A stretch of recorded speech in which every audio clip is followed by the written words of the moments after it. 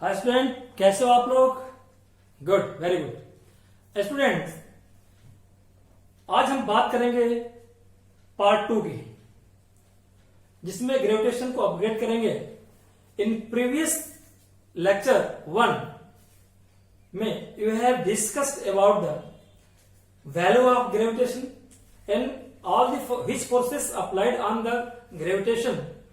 Free body पे कौन सा फोर्स लगता है, ये भी हम लोग डिस्कस थोड़ा मोड़ा किया था, आज डिटेल में करेंगे। सेंट्रीपिटल फोर्स का डिस्कशन हम लोगों ने किया था। ये सारे फोर्सेस का डिस्कशन किए हैं जो बेसिक का पार्ट है। स्टूडेंट, आज थोड़ा सा हम अपग्रेड लेके चलते हैं और today we are going to discuss a force applied on free fall body, और हम जी निकालने की कोशिश करेंगे, एक्सीलरेशन निकालने की कोशिश करेंगे हम लोग, और सारे डायमेंशन ऑफ द ग्रेविटेशन देखेंगे। तो let us start without wasting of our time. Students, अगर हम फ्री बॉडी की बात करें तो फ्री बॉडी बोले तो अर्थ है, और ये यहाँ पे हमारी बॉडी है, और सेंटर, ये हमारा सेंटर अर्थ का, और इस तरह से अट्रैक्शन होता है।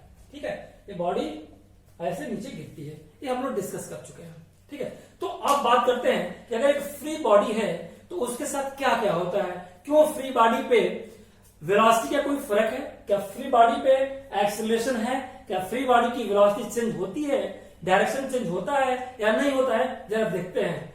तो स्टूडेंट, अगर एक ऑब्जेक्ट है उसको ऐसे छोड़ दो, छोड़ने का मतलब कि विदाउट डिस्टर्ब्ड फोर्स या unbalanced force apply, without unbalance force apply, बिना अनबैलेंस फोर्स अप्लाई किए उसको छोड़ देते हैं तो क्या क्या होता है जरा देखो। क्या यहाँ पे डायरेक्शन चेंज हुआ? जरा इसको यहां देखो, क्या ये बॉडी की डायरेक्शन चेंज हो रही है? नहीं हो रही है, ना तो लेफ्ट आ रही है, ना तो राइट आ रही है, सीधे perpendicular to centre of the earth आ रही है। ठीक है, अर्थ की सेंटर की तरफ आ रही है। तो हो क्या रहा है कि no change in direction of object या no change in direction of motion. क्या हुआ? नो चेंज, नो, थोड़ा बड़ा लिखूं मैं, नो चेंज इन डायरेक्शन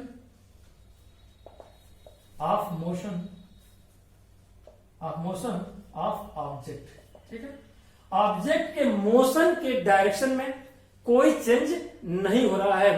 तो चेंज क्या हो रहा है? लेकिन चेंज क्या हो रहा है? बट अगर मैं देखूं, यहां लिखूं कि बट, तो हो क्या रहा है?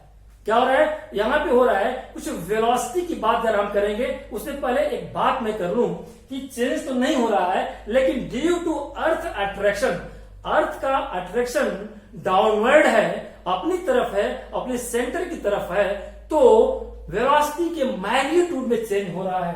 But change in magnitude of velocity, किसका? ऑब्जेक्ट का। ये बात तो हो गई क्लियर कट। अगर ये है, क्या मैंने बोला कि इफ इट इज, अगर ये है, मैं लिखूं इफ इट इज, यदि है, तो इसी को स्टूडेंट्स क्या बोलेंगे?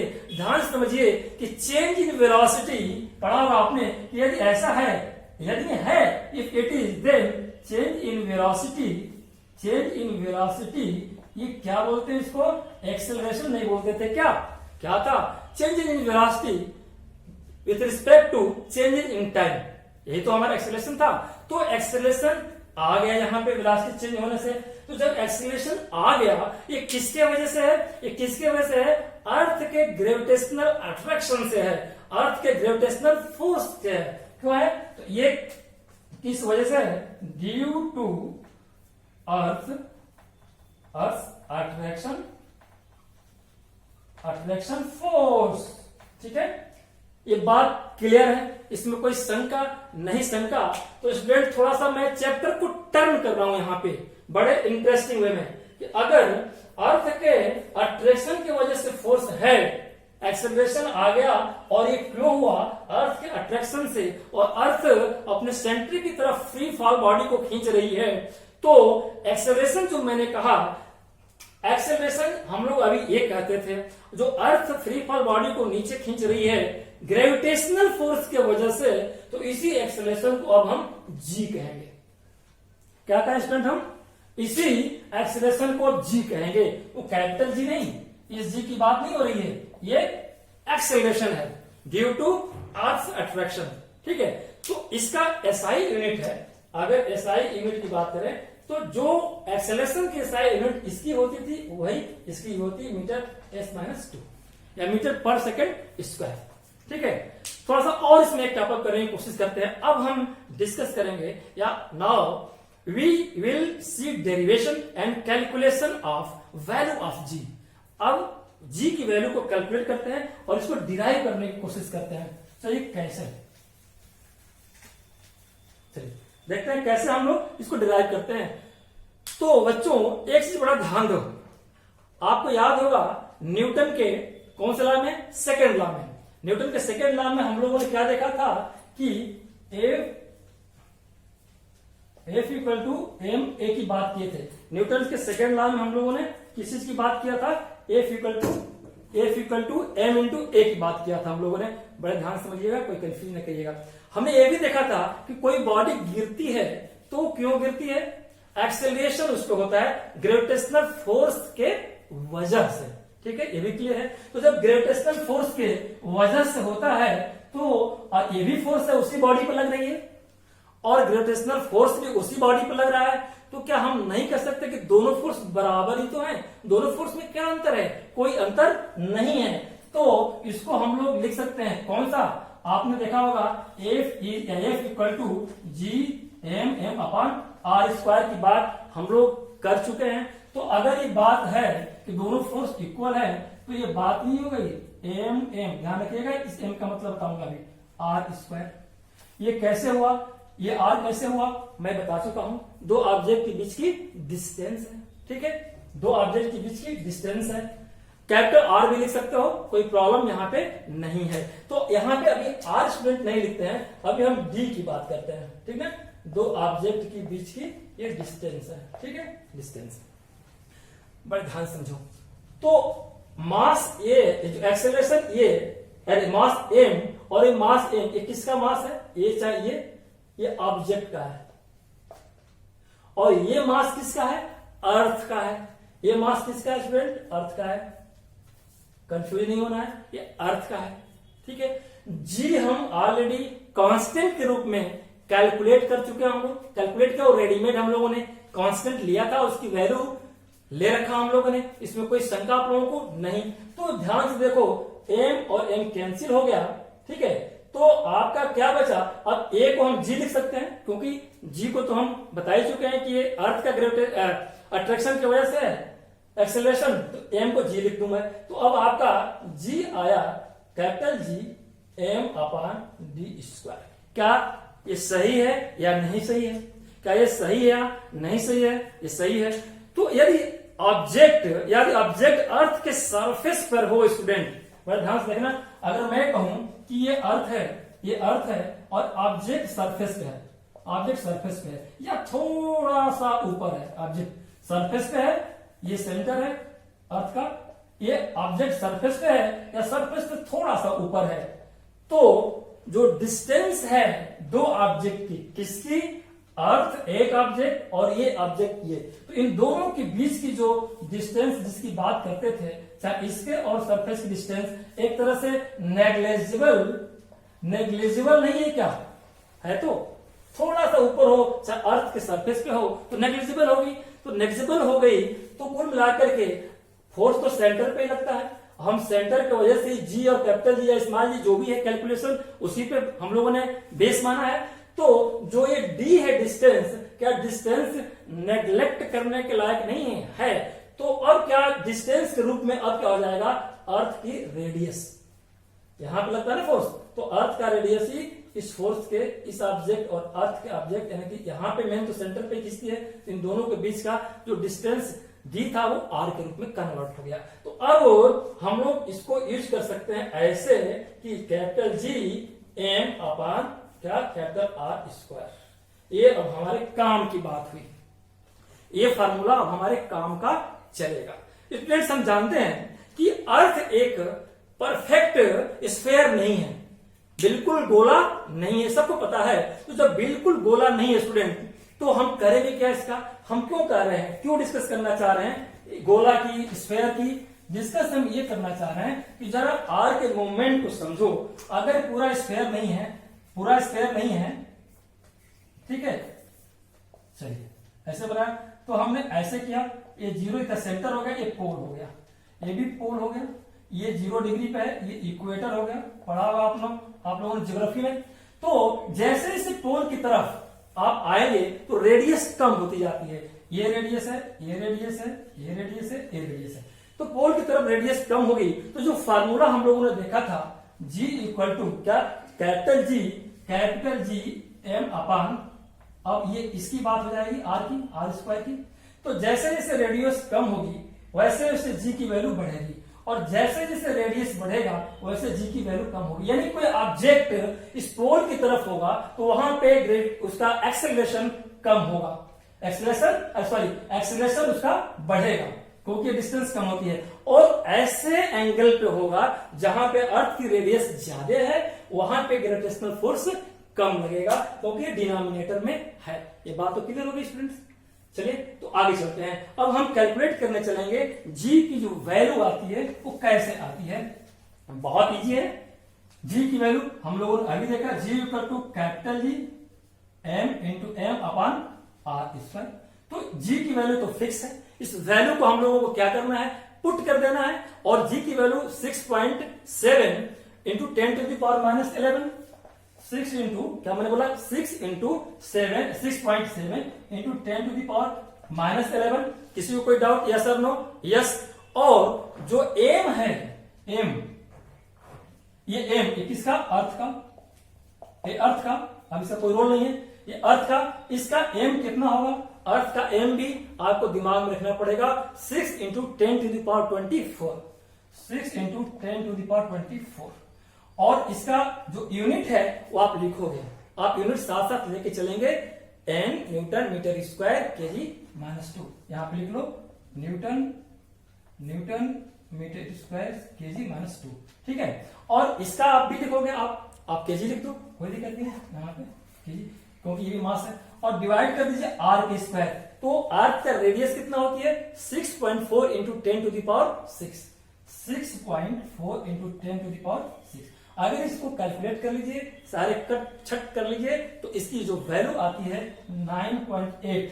यूनिट क्या रहेगी, यूनिट क्या रहेगी, metre second square, metre second square ऐसे, तो 9.8 मीटर सेकेंड माइनस स्क्वायर ऐसे, ठीक है। तो ये वैल्यू रहेगी। कहीं भी एक्सेलरेशन अगर ग्रेविटेशनल में पूछेगा तो इसकी वैल्यू आपको ये रेडीमेड रहेगी, ठीक है। हाँ, ये वैल्यू चेंज भी हो सकती है, लेकिन हमें उस चेंज पे ध्यान नहीं देना है, क्योंकि मैंने कहा कि रेडियस जहां जहां डिफर कर जाएगा, क्योंकि हम आर से डिवाइड कर रहे हैं, तो किसी पोल पर रेडियस कुछ और हो जाएगा तो थोड़ा सा बदलाव आ जाएगा, बहुत मामूली, क्योंकि अर्थ के चारों कॉर्नर पे देखो तो रेडियस जितने चारों उसमें बहुत ही ज्यादा का अंतर नहीं है, तो बहुत ही अफेक्ट नहीं करेगा, ठीक है।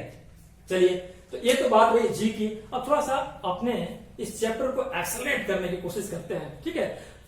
अब आते हैं कि जी की बात हम लोगों ने एक्सेलरेशन की किया, तो जी एक्सेलरेशन पॉजिटिव भी हो सकता है और एक्सेलरेशन स्टूडेंट्स नेगेटिव भी हो सकता है। पॉजिटिव क्या होगा कि अगर मोशन, ऑब्जेक्ट के मोशन के डायरेक्शन में अगर रहेगा, मान लो अर्थ है, ये ऑब्जेक्ट है, ये ऐसे सेंटर है, ऐसे खींचती है, तो ऑब्जेक्ट के मोशन के डायरेक्शन में अगर जी रहेगा तब तो ये पॉजिटिव रहेगा। अगर इसके अपोजिट में यानी कि मोशन के अगेंस्ट रहेगा, मोशन के अगेंस्ट अगर जी रहेगा तब तो ये जी निगेटिव हो जाएगा एक्सेलरेशन, ठीक है। तो एक बात करनी है। तो अब स्टूडेंट्स हम आ गए कि न्यूटन के जो हम लोगों ने मोशन के 3 लॉ पढ़े थे उसमें एक्सेलरेशन था, तो वो भी किसी मास पे ही था, ये भी किसी मास पे ही था, ठीक है। तो दोनों में एक्सेलरेशन कॉमन है, फर्क इतना है कि उसमें एक्सेलरेशन ए था और उसको हम रिप्लेस करके जी लिख देंगे, बाकी सेम सिचुएशन थी। तो क्या हम जी की वैल्यू मोशन के तीनों इक्वेशन से डिफरेंट सिचुएशन में कैलकुलेट नहीं कर सकते हैं? कर सकते हैं। मोशन के इक्वेशन क्या थे जरा देखते हैं, स्टूडेंट यही तो था, v equal to u plus at, s equal to ut plus half at square और v square equal to u square plus 2as। Now replace this equation by g। अब इसको g कर देंगे हम, a की जगह पे g कर देंगे और इस पे g कर देंगे, ठीक है। तो जहां जिस सिचुएशन में अगर कोई मोशन की बात आता है ऑब्जेक्ट का, अगर हमें कहीं ऐसा इनिशियल और फाइनल वेलोसिटी की बात आए और उसमें जी निकालना हो, स्मॉल जी निकालना हो, तो इसको भी इस्तेमाल कर सकते हैं। यहां से भी हम कैलकुलेट कर सकते हैं, है ना। तो contact acceleration by its also deceleration, है ना, डिक्रीजिंग इन द वेलोसिटी। अगर वेलोसिटी डिक्रीज करती है तो इंक्रीज करती है, तो इस इक्वेशन से भी हम जी की वैल्यू निकाल सकते हैं, है ना। चलिए, तो अब जरा देखते हैं स्टूडेंट, एक स्टेप और आगे बढ़ते हैं। बात कर लिया हम लोगों ने जी की, कैपिटल जी की, स्मॉल जी की, कैपिटल जी की वैल्यू की, स्मॉल जी की वैल्यू की। अब हम निकालने चलते हैं इन सारे टूल्स के हेल्प से कि अर्थ पे कोई मास है उसका क्या इंपैक्ट पड़ता है। वो मास अगर मून पे अगर लेके जाए तो वो क्या इंपैक्ट डालता है। क्या मास और वेट दोनों हर जगह बराबर रहेंगे कि दोनों वेरी करेंगे, दोनों में डिसिमिलरिटी होगी। तो पहले हम लेते हैं impact of mass on earth. चलिए फ्रेंड, लेते हैं impact of mass on earth. Impact of mass on earth. फिर इसके बाद लेंगे मून की बात। मास का अर्थ पे क्या इंपैक्ट पड़ता है। बड़ा सिंपल सी बात है। वी नो दैट, क्या मैंने बोला, वी नो दैट, कि हम जानते हैं, ये कितनी बार रख चुके हैं कि अगर दो मास है, अगर m1 है m2 है, ठीक है, ये मास है, तो अगर मैं मान लू m1 बड़ा है m2 से, क्यों मैं यहां दिखा रहा हूं, बस इनर्शिया की वजह से, less than greater than, particular m के मैग्नीट्यूड की बात नहीं कर रहा हूं, ठीक है। तो अगर m1 बड़ा है m2 से, तो इसकी इनर्शिया 1 की भी इसकी 2 से ज्यादा होगी। इसको इतने तक दिमाग में रखिएगा इनर्शिया का। द सेम सिचुएशन, यानी कि जो ये सिचुएशन है, क्या द सेम सिचुएशन किन पे, अर्थ पे भी लागू होगा। किसका, जब मास रहेगा, अर्थ पे भी, यही सिचुएशन मून पे भी, और यही सिचुएशन सरफेस पे भी, ओवर द सरफेस। क्या मैंने बोला कि आउटर स्पेस पे भी, आउटर स्पेस पर भी यही सिचुएशन सब पे रहेगा। इसको इतने तक ही दिमाग में रखना है। इसका सेंस क्या निकला जो मैं बता रहा हूं कि mass of an object is constant and does not change from location to location या place to place.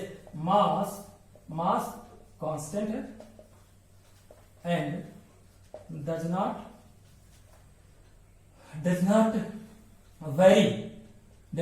Change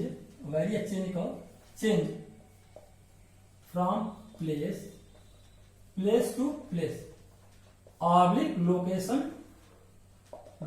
to location. लेकिन ये तो मास की बात हो गई कि चेंज नहीं होता, ये मास का इंपैक्ट है। अर्थ पे क्या रहेगा कि मास कांस्टेंट रहेगा, ये चेंज, जगह के चेंज होने से इस पे बदलाव नहीं आएंगे। हम इसकी बात करें, मैग्नीट्यूड की बात करें इस पे, ठीक ना, चेंज नहीं होगा। लेकिन अगर हम इसको वेट में कन्वर्ट कर दें, इसी चीज को अगर वेट का डिस्कशन कर दें इसी पे स्टूडेंट्स, तो उस सिचुएशन और ही नजर आती है। क्या, चलिए आप क्लाइमेट इस तरह पढ़ रहे हैं हम लोग कि अगर वेट की बात कर दें तो कुछ ऐसी सिचुएशन होती है। कैसे, मान लो अगर ये अर्थ है, अगर ये बॉडी है, यहां पे सेंटर पे ये अटैक करता है, यहां पे एक्चुअली में हो क्या रहा है, डायरेक्शन तो चेंज नहीं हो रही है, यहां पे एक फोर्स लग रहा है। कौन सा, अट्रैक्शन फोर्स लग रहा है। और ये अट्रैक्शन फोर्स डिपेंड किस पे है, ये जो अट्रैक्शन फोर्स है स्टूडेंट, जरा मैं इसको लेके नीचे आऊं, ये डिपेंड है, दो चीज पे डिपेंड है। किस पे, एक तो मास पे डिपेंड है और दूसरा किस पे डिपेंड है, एक्सेलरेशन पे। दूसरा किस पे, जी पे, एक्सेलरेशन और मास पे डिपेंड है, ठीक है। और अगर दोनों पर डिपेंड है, दोनों का हम मल्टीपल कर दें, यानी कि दोनों को m इंटू जी कर दें, तो जो अट्रैक्शन फोर्स है किसी फ्री बॉडी का अर्थ की तरफ, तो ये वेट हो जाती है। यानी कि जो ये वेट है, यही क्या हो जाती है, ये फोर्स है। वेट ही क्या है, ये फोर्स है। कोई दिक्कत, तो इसका मतलब कि जो दोनों का प्रोडक्ट कर दिया, तो weight which is the force attract towards the earth, तो यही फोर्स वेट के रूप में अर्थ से ऑब्जेक्ट को अर्थ अट्रैक्ट करती है। तो जब ये दोनों सेम है तो इसकी जो यूनिट है, जो इसकी जो यूनिट होगी और इसको जो यूनिट होगी स्टूडेंट, ये दोनों ही एक ही तो होगी, न्यूटन। दोनों ही फोर्स है, दोनों ही ये क्या है, ये फोर्स है। ये बात तो समझ में आ गई कि m कांस्टेंट है, g वेरिएबल है और ऐसा फोर्स लगता है जो डिपेंड करता है m और g पे, और दोनों को अगर देखा जाए तो दोनों फोर्स ही है और इनका यूनिट SI यूनिट न्यूटन है। ठीक है, अब थोड़ा सा समझने की कोशिश करते हैं, एकदम टॉप पे आ गए कि अगर ये वेट, ये तो अर्थ पे हम सारे, ये फोर्स और वेट, मास और वेट, ये किस पे बात की है, अर्थ पे, कि मास कांस्टेंट रहेगा अर्थ पे और जो वेट है ये डिपेंड करेगा। ठीक है ना, ये वेट डिपेंड करेगा, एफ डिपेंड करेगा। यही चीज मून पर अगर लेके चलते हैं तो क्या सिचुएशन आती है, चलिए अगर देखते हैं इसी चीज को, इसी मास को मून पे ले जाकर ऑब्जर्व करते हैं तो मान लीजिए ये हमारा अर्थ है और ये हमारा मून है। स्टूडेंट्स, ये अर्थ है और ये मून है। इसका मान लीजिए कोई ऑब्जेक्ट है, कोई ऑब्जेक्ट है यहाँ पे और कोई ऑब्जेक्ट है यहाँ पे। यहाँ पे आता है ये मास, ये यहाँ पे आया m, स्मॉल m से लिखा हमने, क्या लिखा, स्मॉल m से। ये क्या है, ऑब्जेक्ट है, ऑब्जेक्ट का ये मास है, ये भी ऑब्जेक्ट का ये मास है। हम बताना क्या चाह रहे हैं यहाँ पे कि जो मासेस है, ये मासेस पे क्या इम्पैक्ट पड़ेगा। और इससे पहले जरा हम लोग देखते हैं कि जो अर्थ और मून के बीच में एक फोर्स होती है, इसको ये खींचा फोर्स लगाया और इसको ये खींचा ये फोर्स लगाया। अगर ध्यान से देखो, इसको 1 कहूं और इसको 2 कहूं तो यहाँ पे जो ये फोर्स लग रहा है F12 और इधर फोर्स लग रहा है F21। कैसे इसको इंटरप्रेट करेंगे कि अर्थ पे जो फोर्स मून की वजह से लग रहा है ये है, और मून पे जो फोर्स अर्थ की वजह से लग रहा है वो F21 है। इसको ऐसे इंटरप्रेट करते हैं। ठीक है, अगर देखा जाए ध्यान से तो जब मास अर्थ का ज्यादा है और मून का कम है, तो अगर मैं ये कहूं कि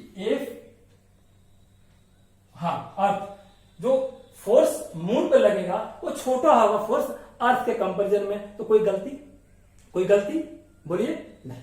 चलिए, तो अगर फिर देखो ध्यान से, तो हमको करना क्या है कि इसी वेट को जज करना है मून पे, जो हम लोगों ने अर्थ पे किया था। तो कुछ पैरामीटर्स है, कुछ पैरामीटर्स क्या, अर्थ का मास हमें पता है, अर्थ के रेडियस पता है, मून का मास पता है, मून का रेडियस पता है, और हमें फार्मूला पता है W=GM/m/r। उसको अप्लाई कर देना है। एक बार अर्थ पे अप्लाई करेंगे, एक बार मून पे अप्लाई करके वैल्यू निकालेंगे और दोनों को वैल्यू को कंपेरिजन करेंगे, देखते हैं आता क्या है। ठीक है, चलिए इसको मिटाते हैं, इसको मिटा दें। तो एक चीज तो बड़ी क्लियर हो गई कि किसी बॉडी को, चाहे कोई भी ऑब्जेक्ट, कोई सॉलिड हो, हल्का हो, खोखला हो, एक समान डिस्टेंस गिरा दीजिए अर्थ पे, दोनों सभी के सभी साथ साथ पहुंचेंगे, क्योंकि मास का कोई फर्क नहीं पड़ता, जी का फर्क जरूर पड़ता है। ठीक है, आइए अब मून पे देखते हैं। तो पहले हम वेट, जो वेट है अर्थ का निकालने से पहले मैं पैरामीटर लिख दूं स्टूडेंट्स, ताकि दिक्कत ना होगा। ये अर्थ है, ये मून है। ठीक है, ये मून है। यहाँ पे हम मास लेंगे और ध्यान रखिएगा केजी में लेंगे, कोई दिक्कत। यहाँ पे रेडियस लेंगे, ध्यान रखिएगा ये मीटर में लेंगे, इससे पंगा नहीं करना है। ठीक है ना, सब काम गड़बड़ हो जाएगा। तो जो अर्थ का मास है ये है 5.98 × 10⁻²4। 5.98 × 10⁻²4। ठीक है, ये सर्वविदित है, रेडीमेड है, आपको रट लो, चाहे कहो, चाहे लर्न कर लो, चाहे जो कर लो। और इसका रेडियस है 6.37 × 10⁻6। 6.37 × 10⁻6। ये हमको भी याद करना पड़ा है और याद करना ही पड़ेगा। मून का मास क्या है 7.36 × 10⁻22 और इनकी रेडियस है 1.74 × 10⁻6। अब बस देखो कितना इजी है। अब हमको क्या निकालना है कि एक बार मून पे वेट निकाल लें। चलिए मून का वेट निकालने, तो वही formula G into M, capital G into M, ये मास किसका, मून का, इंटू एक एम लिया हमने किसका, ऑब्जेक्ट का, तो दोनों में कॉमन रहेगा, ठीक है, एक लिया, और डिवाइडेड बाई रेडियस किसका लेंगे, मून का स्क्वायर कर देंगे, बात बन गई। वैल्यू को पुट कर देना है, वैल्यू को पुट कर देना है, तो वैल्यू पुट करिए, जी पता है 6 पॉइंट, जी को वैल्यू लिखने की इसमें जरूरत है, कॉमन सेंस की बात है, क्योंकि जब मैं कंपैरिजन करूंगा, रेशियो बनाऊंगा, तो जी कांस्टेंट दोनों में रहेगा, मून पे भी अर्थ पे भी कैंसिल हो जाएगा, और एम भी दोनों में रहेगा, कैंसिल हो जाएगा, तो जी को छोड़ देते हैं, यहाँ पे इग्नोर नहीं करते, छोड़ते हैं क्योंकि कैंसिल हो जाएगा, उसकी वैल्यू लिखने से क्या फायदा, ठीक है। तो जी को मैं जी लिख दूं, इंटू मून का, देखो मून का कितना मास है 7.36 इंटू 10⁻22, और इसका मास कितना है, लिखूं करना लिखूं, क्या फायदा लिखने से, ये भी कैंसिल हो जाएंगे महोदय, तो इनको एम ए लिखिए, और यूनिट लिखना चाहो लिख दो केजी इंटू एम, ठीक है, और डिवाइडेड बाय रेडियस कितनी है इसकी, मून की, तो 1.74 इंटू 10⁻6, इसका स्क्वायर कर लीजिए, इसकी वैल्यू माथापच्ची कर लीजिएगा, ये कैंसिल करा के सब निकालेंगे तो वैल्यू रटी रटाई है, अब यही आएगी, क्या निकलेगी आपकी वैल्यू 2.43 10⁻10 GM, 2.43 10 आएगी 6 GM, 10 GM, 10⁻10, और जी कौन सा, OG यूनिवर्सल वाला, और एम रेडीमेड कैंसिल हो जाएंगे। ऐसे ही वेट ऑन अर्थ को निकाल लीजिए, निकालिए, वैल्यू रखिए 5 इंटू 9 8 10⁻24, इसको केजी कर लीजिए, एम को मैं ऐसे छोड़ दे रहा हूं, और इसका रेडियस कितना हुआ 6.37 इंटू 10⁻6 का स्क्वायर, इसको निकालेंगे तो इसकी फिगर मैं आपको बताता हूं, कैलकुलेट करेंगे तो वही रेडीमेड फिगर आएगी 1.474 10⁻11, 1.474 10⁻11, जी वैसे रहेगा, एम वैसे रहेगा। अब हम निकालते हैं, एक रेशियो बनाते हैं कि किस पे किसका क्या फर्क पड़ा। तो अर्थ के रिस्पेक्ट में कोई ऑब्जेक्ट है, तो अर्थ के रिस्पेक्ट में अर्थ पे जितना उसका वेट है, वही अगर मून पे जाता है तो उसका वेट कितना होगा। तो सिंपल सी बात है, इन दोनों को डिवाइड कर देंगे, यहां पे मैं करूं, चलिए ऐसे करता हूं, एम अपान डब्ल्यू अर्थ, तो जो एम है कितना है 2.43 10⁻10 GM डिवाइडेड बाई अर्थ का ले लीजिए 1.47 G 10⁻11 GM, बात यही बनी, कोई दिक्कत नहीं। तो अब ये तो कट गया, इसीलिए इनकी वैल्यू मैंने नहीं रखा था, ठीक है, कैंसिल हो गया। ये बात आई WM अपान WE, मून पे उसका एम मून पे इसका वेट और उसका अर्थ पे वेट, तो 0.165 आएगा। 165 को न्यूमरेटर डिनोमिनेटर में बदल लीजिए, तो इसको डिवाइड कर देंगे ऐसे 165 अपान, इसको डेसिमल को हटा दीजिए 1000, तो 1/6, ठीक ना, 1/6। जरा इसका इंटरप्रिटेशन देखते हैं स्टूडेंट, मैं इसको मिटा दूं, चलिए। तो बात को मिला करके हमारे पास आई कि WM अपान WE आई 1/6, मतलब क्या निकला, मतलब ये निकला अगर क्रॉस मल्टीप्लिकल करो तो WE into 1 equal to WM into 6, बात तो यही। इसका मतलब ये हुआ कि अर्थ पे जो वेट है, क्या हुआ निकला कि जो अर्थ पर वेट है वो अगर मून पे जाएंगे तो वो मून पे जो वेट होगा उसमें 6 टाइम मल्टीपल कर देंगे तो अर्थ का वेट होगा, अर्थ पर वेट होगा उस ऑब्जेक्ट का। यानी एक ही ऑब्जेक्ट को अर्थ पे रखिए, उसका वेट निकालिए, और उसी ऑब्जेक्ट को मून पे ले जाइए, तो वो जो मून पे उसका वेट आएगा वो 6 टाइम अर्थ पे वेट होगा उसका। यानी कि 10 किलो अगर किसी बॉडी का वेट मून पे है तो 60 किलो उसका अर्थ पे आएगा उसका वेट। तो ये रही बात किसका, मून और अर्थ पे मासेस और वेट का क्या फर्क पड़ता है, वेट का क्या फर्क पड़ना है स्टूडेंट, ठीक है। अब थोड़ा सा और बात कर लेते हैं, इसका मतलब क्या निकला, कुछ इसमें चीज नोट करने लायक है जो काम आएगी। जरा देखो, जब दो बॉडी अट्रैक्ट करती है तो उस पर फोर्स लगता है, मैंने बताया F12, यानी F1 पहली बॉडी पे दूसरे को ऐसा फोर्स और दूसरी बॉडी पे पहले वाले की फोर्स, उसको 2-1 मैंने कहा, याद है, पॉज करके वीडियो देख लीजिएगा। कुछ कंक्लूजन करते हैं कि जो F1 यानी एक बॉडी का दूसरे में फोर्स लगता है और दूसरे का पहले पे लगता है, एक तो वो निकालने का हमें पता चल गया, ठीक है, दोनों अपोजिट है, लेकिन रिजल्टेंट वही होगा जिसका फोर्स ज्यादा होगा, उसी डायरेक्शन में वो मूव करेगी, ठीक है। अर्थ का अट्रैक्शन फोर्स ज्यादा है इसलिए मूव कर रहा है ऑब्जेक्ट। दूसरा क्या निकला कि एक सेंट्रल फोर्स यहां पे स्टेब्लिश हुआ है। कौन सा? अर्थ और ऑब्जेक्ट के बीच में सेंट्रल फोर्स, एक तो ये ऑब्जेक्ट हुआ है, स्टैब्लिश हुआ है, ठीक है, दोनों बॉडी के बीच में। तीसरा है कि जो अट्रैक्शन फोर्स है, ये दोनों के बीच में एक अट्रैक्शन फोर्स है। और उसके बाद जो चौथा स्टूडेंट देखने को मिला है, ये बड़ी इंपॉर्टेंट है कि यहां पे मीडियम क्या मैं बोलूं, इंडिपेंडेंट है। मीडियम इंडिपेंडेंट है। कहां पे? अर्थ पे भी मीडियम चेंजेस नहीं माना गया है और मून पे भी चेंजेस नहीं माना है, तो ये WM/WE इक्वल टू 1/6 होगा। अगर मीडियम को कंसिडर कर लेंगे, मीडियम में बदलाव आएगा, तो शायद इसमें भी बदलाव आ सकता है। और पांचवा है कि जो पैरामीटर हमें जो लेने हैं वो केजी में लेने हैं वेट को, और डिस्टेंस को, दोनों के बीच के डिस्टेंस को मीटर में ही लेने हैं। अगर सेंटीमीटर में है तो मीटर में कन्वर्ट करना है, अगर ग्राम में होंगे तो किलोग्राम में कन्वर्ट करने हैं, तो जी की वैल्यू वो होगी, क्योंकि जी की वैल्यू देखिए हर जगह इफेक्ट करेगी आगे चल के, ठीक है ना। तो वो पैरामीटर है हमारे। तो स्टूडेंट्स, आज की वीडियो में, सेकेंड वीडियो में इतना ही। और कोई कंफ्यूजन इसमें स्टूडेंट्स नहीं मैंने छोड़ा है, अगर कोई कंफ्यूजन हो तो मुझे कॉल जरूर करिएगा स्टूडेंट्स। आज का वीडियो कैसा लगा? अच्छा लगा शेयर करिएगा, लाइक करिएगा, बेल आइकन दबाइए, कमेंट बॉक्स में अपने कमेंट जरूर लिखिएगा। Students, thank you very much.